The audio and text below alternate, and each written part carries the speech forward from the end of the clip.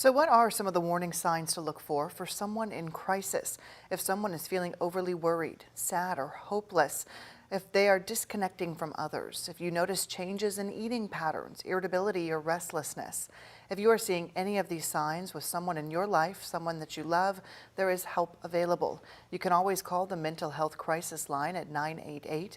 It is available 24 hours a day, 7 days a week. We want to remind you, you are not alone.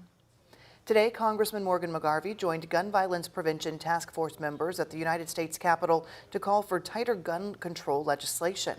The task force says today was about calling out to Republican lawmakers to see if they can find anyone on the other side of the aisle who will work with them on gun control legislation. The solutions aren't complicated. We can ban assault weapons, mandate waiting periods, pass red flag laws, background checks, storage requirements, and institute magazine limits. We know these solutions will work because they've worked in every other developed country on earth. All that's lacking is the political courage. U of L Hospital's Dr. Jason Smith was also on Capitol Hill today. He said between the two mass shootings that Louisville saw that week, his hospital had to treat 18 other gunshot victims. He says every town and city in the United States is grappling with the problem of gun violence. This is not a they problem. There is no they in this. This is an us problem. Every community is going to be impacted by gun violence. I pray and hope it is not yours, but the simple statistics will tell you it will be, and you will know someone. He ended his speech asking for people to reach out to their politicians, saying something must be done to stop this. Now to a rivalry turned rally of support. St. X High School hosting a fundraiser for the family of Joshua Barrick. Barrick was one of the 5 people killed at Old National Bank. He was also a Trinity grad. Today, St. X students take us inside their fundraiser deemed Louisville Strong. But like I said, a ton of these. But here's how. Just like any other day at St. X High School, students filled the classrooms taking notes on another lecture. We add this, we take this away. But take a look. The strict shirt and tie dress code loosened up a bit today. Students invited to wear this t-shirt, a show of support for their city in its darkest moment instead.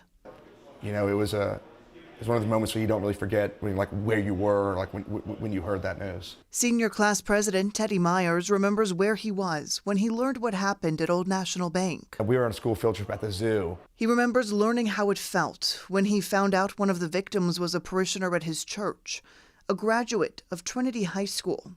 Joshua Barrick was part of his community. He says he knew then they had to do something to give Barrick's family some support. The first thought, a t-shirt designed right in-house at the campus store. It's been overwhelming. The response was overwhelming. We actually pre-ordered 500 in the beginning because that's what we thought we were worried about selling, and then it was just like, it just blew up. In the 10 days since the t-shirts went on sale, they've sold 1,700 of them, the most successful fundraiser in school history. I've never seen a response like this. It's been amazing, it really has. And at the heart of it, students, putting an age-old rivalry aside to rally together, Louisville Strong.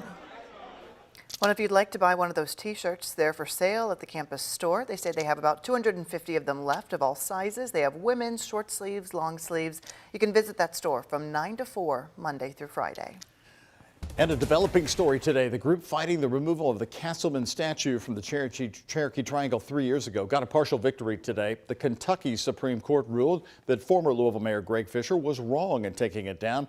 But this ruling does not touch on the debate over John Castleman himself. Was he a Confederate racist? The statue was taken down as protests were underway over Breonna Taylor in June of 2020.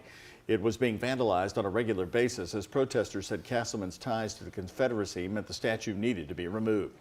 The Supreme Court said the city was wrong to remove it because 2 members on the Landmarks Commission hired by Fisher had a direct conflict of interest. The group Friends of Louisville Public Art sued. Spokesperson Steve Weiser talked to us about the ruling today. This was a normal jury case, let's say a big business, and they had jurors on the jury that worked for that big business. That's a conflict of interest, and that's the thing that we argued all along, that there was a major conflict of interest with the mayor's staff voting on this removal.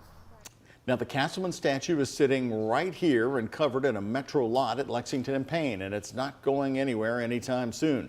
The Kentucky Supreme Court sent this case back to Jefferson Circuit Court to start the process all over.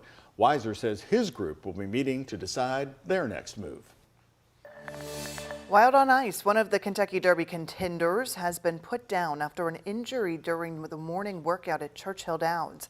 The horse's owner, Frank Sumter, confirmed that news to WHAS11. This is video of the horse, Wild on Ice, right before the injury this morning. Our crew who was there say something went wrong and the horse just stopped putting weight on his back leg. He was immediately pulled from training, raced to Lexington for treatment, his trainer and jockey with him.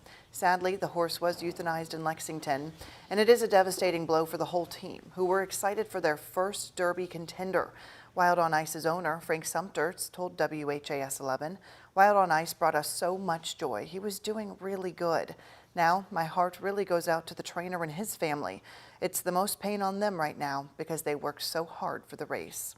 Now, third place from the Santa Anita Derby finisher, Skinner, could enter into the Kentucky Derby as a replacement. And happening late today, in fact, wrapping up just less than 20 minutes ago, Louisville Mayor Craig Greenberg presenting his proposed budget for the 2024 fiscal year to Louisville Metro Council. As you know, this is his first budget address since taking office in January. Here's some of the highlights we've been looking over. LMPD will receive $222 million. That's a 2% increase over last year.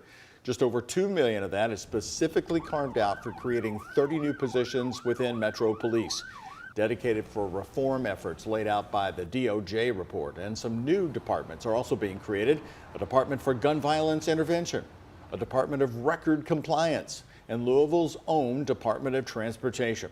Plus, financial incentives to lure a grocery store to downtown Louisville. WHS 11 Team's Connor Steffen is covering the mayor's address. He is talking with people most impacted for the proposal. We'll have coverage for you later on tonight.